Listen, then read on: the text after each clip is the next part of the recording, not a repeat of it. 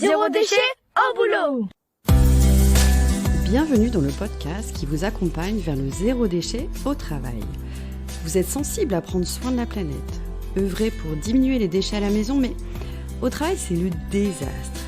Gâchis de papier, d'emballage, indifférence des collègues, vous vous sentez démuni face à l'ampleur de la tâche.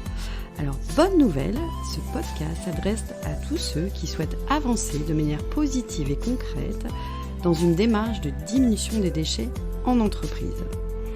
À travers ce podcast, vous allez découvrir des exemples inspirants d'individus qui font bouger les lignes au travail, des outils concrets pour réfléchir à la démarche et même partir à la rencontre de structures qui peuvent vous aider.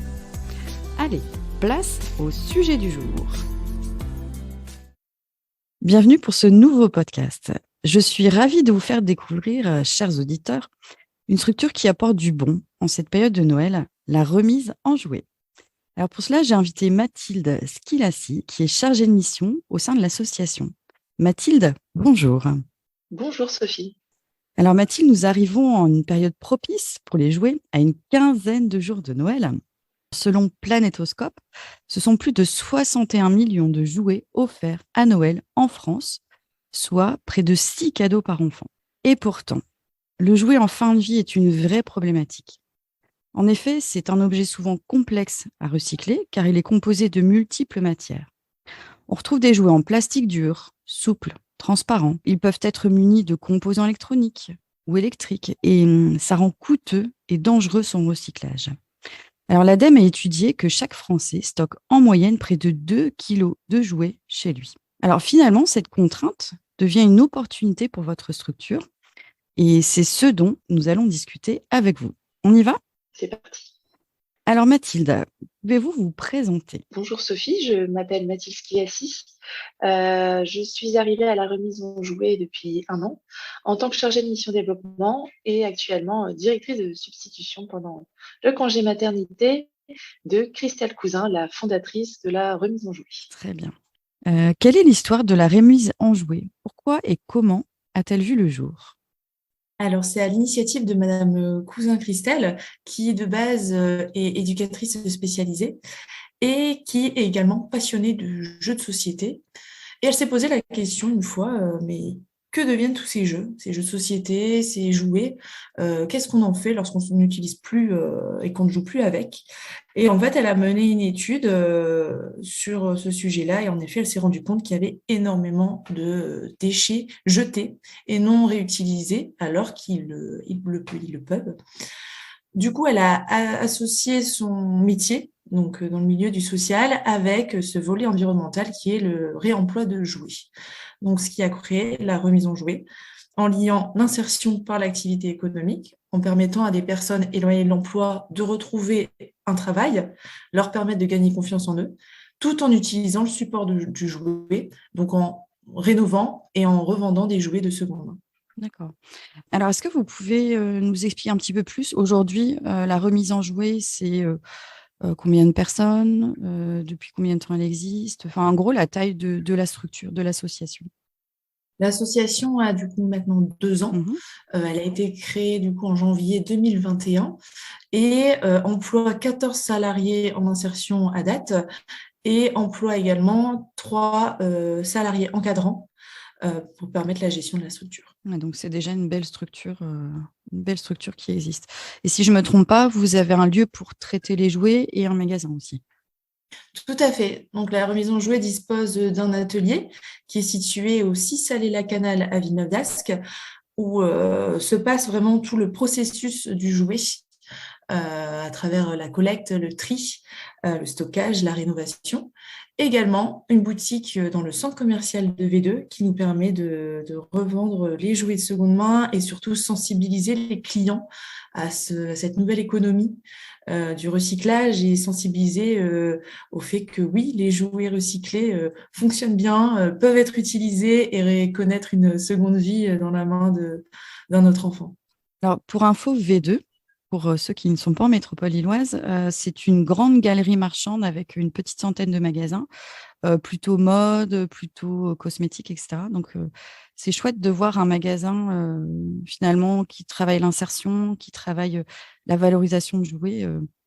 adossés à des magasins, des boutiques de mode, etc. Donc, c'est plutôt un beau clin d'œil, je dirais. Mathilde, est-ce que vous pouvez nous retracer le parcours d'un jouet entre comment vous le collectez, donc comment il arrive chez vous, jusqu'à l'arrivée de ce jouet dans les mains d'un enfant? Comment ça se passe? Alors, tout à fait, Sophie. Imaginons, je suis une maison de Playmobil. Je suis une ferme qui est dans un carton. Un enfant ne souhaite plus jouer avec. Il nous est déposé à la remise en jouet. Comment on le procède? Les jouets sont pesés. Donc, cette petite maison va être pesée parmi les autres jouets, ce qui va nous donner un nombre de jouets collectés, une donnée qui nous permet de savoir le nombre de jouets qu'on a collectés depuis l'ouverture. Donc là, à date, on est à 20 tonnes de jouets collectés depuis janvier 2021 sur Villeneuve-d'Ascq et ses alentours. Donc Villeneuve-d'Ascq qui est une commune proche de Lille. Lorsque ce jouet est collecté, il va après ensuite passer en tri. Le tri, qu'est-ce que c'est? C'est de vérifier si déjà le jouet est de la norme CE, donc une norme de sécurité européenne, qui nous permet de savoir si le jouet est conforme et respecte la sécurité des normes imposées en France. Si celui-ci est CE, nous pouvons le garder. Et ensuite, nous vérifions s'il n'est pas cassé, s'il n'engage pas l'insécurité de l'enfant, s'il peut s'étouffer, etc.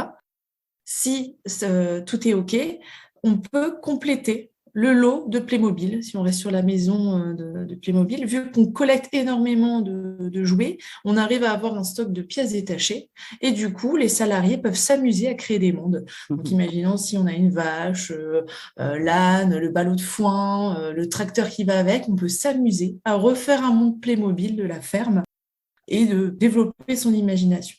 Lorsque ce jouet, du coup, est recomplété, la ferme s'en va en rénovation. Donc, nous avons un atelier de rénovation. Qu'est-ce que c'est? C'est là où le jouet va commencer à avoir une seconde vie. Donc, les salariés les chouchoutent avec des produits écologiques, notamment des solutions magiques à base de vinaigre. Les salariés récurent les petits recoins au cure-dent, au compte-tiges, avec des chiffons lavables et de la gomme, de l'argile blanche. Enfin, voilà, on essaie vraiment toujours de penser au nettoyage écologique à travers notre démarche. Et lorsque le jouet est enfin bien propre, bien nettoyé, les salariés inscrivent l'identité du produit à travers notre site internet. La remise en jouet a un site internet qui nous permet de revendre les jouets de seconde main. Et là, les salariés viennent créer leur fiche d'identité. Donc, en fait, ça va commencer à être la seconde vie du jouet. Il va avoir un nom, donc la ferme Playmobil, avec une petite photo pour montrer aux clients qu'en effet, la ferme est bien complète avec ses différents personnages et montrer aussi peut-être certaines traces d'usure, parce qu'en effet, c'est un jouet qui a déjà connu une première vie, mais qui peut en connaître une deuxième, même malgré une petite salissure ou une petite trace d'usure sur la main ou sur le visage. Mais pourtant, on peut quand même jouer avec. Et ensuite, celui-ci va être stocké dans notre stock et pour être vendu dans notre boutique. Les jouets, ce qu'il faut savoir, c'est que on les revend 50% moins cher que le prix du neuf. Donc, on se base vraiment toujours sur le prix du marché classique et on soustrait 50%, voire plus, selon l'état du jouet, à la revente des jouets de seconde main. D'accord. Et alors, vous disiez tout à l'heure que vous faites travailler du personnel en insertion. Est-ce que vous pouvez nous en parler? Qui sont-ils? Qu'est-ce qui se passe pour eux? Qu'est-ce qu'ils apprennent comme métier? Tout à fait. Donc, la spécificité de l'association, c'est qu'on est un chantier d'insertion. Donc, c'est une structure de l'insertion par l'activité économique. C'est-à-dire que la remise en jouet emploie des personnes qui s'insèrent dans le monde de l'emploi. Les profils que nous embauchons chez nous sont des personnes qui ont connu du chômage plutôt de longue durée, donc minimum 24 mois de chômage, qui ont connu des difficultés de vie dans leur parcours, dans leurs expériences, et qui se sont malheureusement éloignés du marché de l'emploi, perte de confiance en eux, isolement social. Et travailler à la remise en jouet leur permet déjà de reprendre confiance en eux grâce à du lien social, un environnement de travail, du lien avec des collègues, avec d'autres employés, des autres structures. Et surtout à travers les missions que l'on propose, c'est-à-dire s'engager à avoir des tâches de travail à effectuer, à respecter son travail, des horaires de travail. Et du coup, ce qui leur permet aussi, à travers cette expérience, d'être accompagnés par nos encadrants dans leur démarche socio-professionnelle, c'est-à-dire que lever les freins, par exemple, à la mobilité, à la santé, au logement, qui leur permet de trouver une solution sur le long terme pour trouver un emploi, une formation ou autre. Ok. Est-ce que vous pouvez nous indiquer comment vous récupérez les jouets? Parce que j'imagine que vous devez en récupérer auprès de particuliers, mais pas que. D'où viennent finalement tous ces jouets? Alors, tous ces jouets sont des dons particuliers principalement. Mhm. Donc, vous pouvez donner, si vous êtes intéressé, vous pouvez donner vos jouets que vous n'utilisez plus dans notre boutique, donc toujours dans la galerie marchande de Villeneuve d'Ascq, également directement dans notre atelier. Mhm. On a également des partenaires de collecte, je pense à d'autres associations qui sont sur d'autres sujets, le livre, les articles de sport, etc. Et en fait, on fait des partenariats locaux. On s'entraide à travers nos dons que l'on a, parce qu'en effet, malheureusement, du déchet sur tous les secteurs, il y en a, et c'est pensé à réemployer. Et réemployer, mais en fait, on peut vivre de la seconde main actuellement au vu de tous les projets qui existent. Et nous avons aussi des partenaires de collecte à travers des entreprises, par exemple des événements qui se font surtout là, pendant cette période de Noël, des entreprises vachement sensibilisées autour du recyclage et notamment du jouet, qui est très présent lors des fêtes de Noël. Et c'est vrai que des entreprises n'hésitent pas aussi à nous faire des dons de jouets dont les salariés n'utilisent plus. D'accord. Donc, c'est les salariés qui se mobilisent pour pouvoir regrouper massivement des dons collectifs. Tout à fait. Ok. Alors, si j'ai bien compris, vous vendez les jouets dans votre magasin et sur un site internet. Aujourd'hui, par quel biais vous vendez le plus? Est-ce que c'est plutôt le magasin? Est-ce que c'est plutôt le site internet? Alors là, actuellement, en effet, c'est en boutique. Mhm. Ce que je peux comprendre, car c'est comme le vêtement au début, les clients étaient réticents. On ne sait pas la seconde main, l'état du vêtement, l'état du jouet. Les clients sont encore assez frileux, vu que c'est pour des enfants. Donc, il y a ce gain de confiance d'avoir en boutique, de pouvoir toucher, de pouvoir regarder, un peu inspecter si le jouet, en effet, est encore conforme. Et c'est vrai que ça donne un gain de sécurité. Et du coup, les ventes sont beaucoup plus colossales en boutique que sur notre site internet. Mais du coup, c'est aussi à nous de sensibiliser, de rassurer le client que oui, en effet, malgré déjà la première utilisation du jouet, le jouet reste en bon état. Et surtout, la mission de la remise en jouet est de vérifier, de rénover, de compléter les jouets de seconde main. Mhm. Quel type de jouets on peut retrouver chez vous? Donc, vous aviez parlé de Playmobil. Qu'est-ce qu'on peut retrouver d'autre? Eh bien, tout l'univers du jouet, en passant par les jouets de première à jouets en bois, jeux de société, jeux éducatifs, des déguisements, des peluches, des vélos, des trottinettes, des porteurs, des trotteurs. C'est comme un magasin de jouets, sauf que c'est totalement dédié à la seconde main. Mhm. Alors, pour rappel, pour ceux qui seraient intéressés, la remise en jouet, le site internet, c'est www.laremisesenjouet.org. Donc, on parlera juste à la fin. Question suivante, à propos de la réglementation. Donc, il y a une nouvelle loi de février 2020 relative à la lutte contre le gaspillage et à l'économie circulaire, la loi AGEC, qui a prévu la mise en place d'une filière REP pour les jouets en 2022. Alors Mathilde, est-ce que vous pouvez nous expliquer ce que c'est une filière REP? Et finalement, c'est un projet de loi, enfin c'est un projet qui était inclus dans la loi. Elle en est où aujourd'hui, cette filière REP? Est-ce que vous pouvez nous éclairer là-dessus? Alors oui, la filière REP, donc, c'est une filière qui est dédiée à la responsabilité élargie des producteurs. Actuellement, elle suit son cours, hein, c'est petit à petit, elle se met en place. C'est toute une organisation à mettre en place auprès de différents acteurs, hein, des producteurs, c'est-à-dire ceux qui construisent, les distributeurs qui revendent les jouets, également ensuite le consommateur qui est aussi impacté, car c'est une écotaxe qui va être inclue dans le prix des revendeurs. Cette écotaxe qui va permettre une garantie de recyclage du matériel. Donc derrière, c'est des déchetteries qui sont impactées, des acteurs de l'économie sociale et solidaire comme nous, comme la remise en jouet, qui sont impactés. C'est vraiment mettre une filière, un cycle de rénovation, de recyclage autour de la filière jouet. Donc c'est-à-dire qu'il y a un partenaire qui s'engage, Écomobilier, à mettre en place toute cette grande organisation entre tous ces acteurs pour permettre le recyclage de la filière jouets. Donc, c'est-à-dire permettre la revente et la réutilisation de jouets de seconde main. Là, actuellement, dans notre rôle, on est amené, si celle-ci commence à se mettre en place, à collecter en déchetterie, où là, les jouets vont être triés par secteur. Je pense au bois, je pense au plastique, je pense à d'autres matériaux issus du jouet. Et là, en fait, on vient retirer ces jouets jetés afin de les trier, de les rénover et de les revendre sur le marché classique comme on fait actuellement. Donc en fait, c'est permettre notre rôle là de la remise en jouet à taille plus élargie et surtout en englobant vraiment tout un système d'acteurs qui se mettent autour de la table et qui réfléchissent à un système de revalorisation de la filière jouet. Donc, pour vous, finalement, ça vous donnerait une mission encore plus importante que ce que vous faites actuellement. Tout à fait. Et ça veut dire des collectes et des dons beaucoup plus importants aussi. Donc, finalement, peut-être dans quelques mois ou années, un élargissement de vos services et de la taille de l'association, finalement. Tout à fait. C'est ce qu'on vous souhaite, tant qu'à faire. Oui. Alors, il me semble que vous intervenez aussi auprès des entreprises.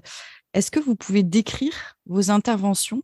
Que fait la remise en jouet pour des personnes sur un lieu de travail? Alors déjà, comme je l'avais expliqué ultérieurement, déjà sur les collectes, donc sensibiliser au fait de pouvoir trier, de vider ses placards en ne jetant pas ses jouets en déchetterie directement, mais en leur permettant une seconde vie à travers la rénovation de les mains de nos salariés.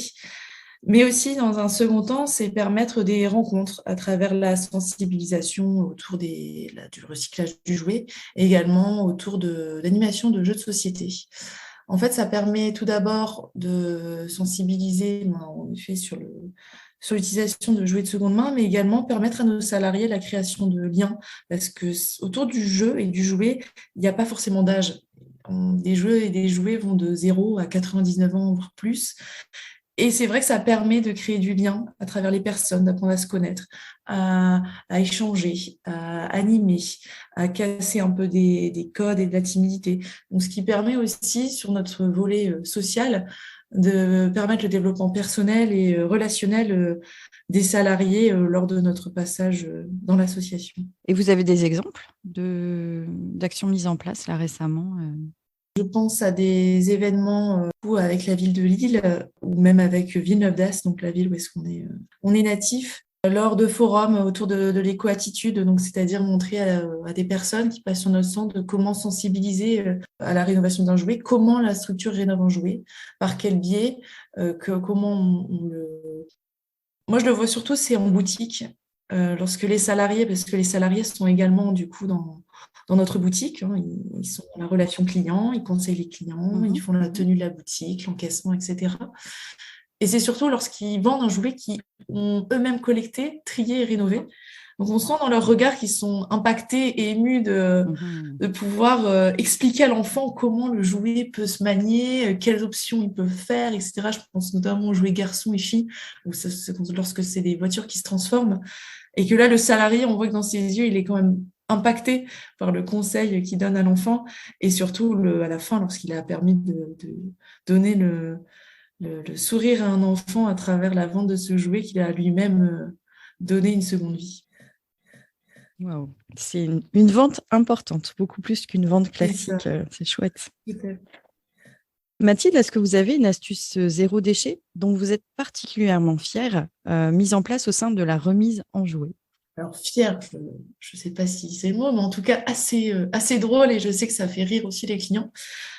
Pour éviter toute utilisation de sur-papier, on connaît tous le jeu Trivial Poursuite, sauf que les questions du Trivial Poursuite, des fois, sont assez has-been. Et du coup, on les utilise pour nos étiquettes de prix sur les jouets. Donc, en fait, on met met le prix sur cette étiquette qu'on accole à la boîte, ce qui permet de pouvoir réutiliser, leur donner également une seconde vie. Parce que celles-ci, lorsque le jouet est vendu, on les garde encore pour les remettre sur d'autres jouets. Donc voilà, c'est un peu notre astuce rigolote de la boutique qui fait aussi rire nos clients. Donc c'est assez drôle. Bon. Un dernier conseil pour les structures qui envisagent de diminuer leurs déchets à l'interne? Eh bien, déjà, je pense au papier, éviter d'imprimer tout papier qui ne sont pas forcément obligés d'être imprimés. Et puis surtout, après, des gestes assez classiques, je dirais l'utilisation de produits écologiques. Je pense notamment au vinaigre, qui est économique et écologique, des chiffons lavables, réutilisables, de faire attention à sa consommation au quotidien, les appareils électriques. Et ensuite, surtout, consommer des articles de seconde main. Maintenant, on trouve énormément de friperies, de structures comme la nôtre autour des articles de jouets. Je connais également sur le territoire autour du livre, la bouquinerie du Sar, autour du sport, Resport, à Fâche-Tuminil. Voilà, petit à petit, si on est vraiment intéressé, engagé, on pourrait vraiment vivre de la seconde main. Bon, super. Merci pour cet exemple inspirant. Donc, merci Mathilde Schilassi pour cet échange très intéressant. Donc, pour suivre les actualités ou même acheter des cadeaux auprès de la remise en jouets, vous pouvez consulter le site laremiseenjouets.org ou bien sûr sur les réseaux sociaux. Merci Mathilde. Merci Sophie. Bonne journée. Merci pour votre écoute. Retrouvez un nouvel épisode chaque mardi dès 7h du matin.